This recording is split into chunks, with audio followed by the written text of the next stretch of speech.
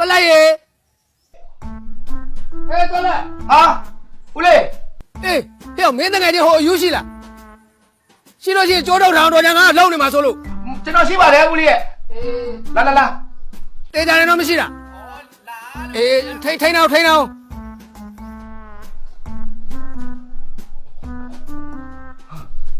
လေး အေးကွာခါရီလေညောဟဲ့ထိန်းအောင်မင်း ဘာမှမဖြစ်ပါဘူးလေကျွန်တော်ရှိတယ် ဟာကြောက်တယ် ချိပါကြလို့လားချိပါကြလို့ ဘယ်ကလဲချီးပါမှာတော့ငါညနေကကားစီးလာတာပစ္စည်းတွေဝယ်ပြီးတော့ညနေပြန်မှာ ဟော အဲ့ဒါပစ္စည်းတွေတားလဲအိတ်ရှင်လေးလို့ကွာမင်းမခဏလာရည်တာဟော3နာရီလောက်တော့နို့နော် နှုတ်ပါမယ်ဟောအားလည်းနာတယ်အိမ်မလည်းဟိုဘာမှမရှိတော့လေဘလို့ကျွေးရမွေးရ ဟောငါကားသိမ်းမှာစားပြီးသားမစားတော့ဟုတ်ဦးလေးကပတ်တန်ချီလိုက် ထောင်းရတာတက်တောင်းရတော့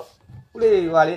ဦးလေးမစားပြီမကျွန်တော်တို့ကလည်းမစားသေးဘူးဆိုတော့ ဩမင်းတို့မစားဘူးကွာ ပတ်စံလည်းတပြားမှမရှိတော့ပတ်စံလေးရှိရင်ကတော့ချီပါ ဩချီးစရာမလိုပါဘူးငါလည်းမင်းမိုးကိုပေးချင်လို့တက်တက်လာခဲ့တာ ကြောက်ကြောက် ဩတူရေး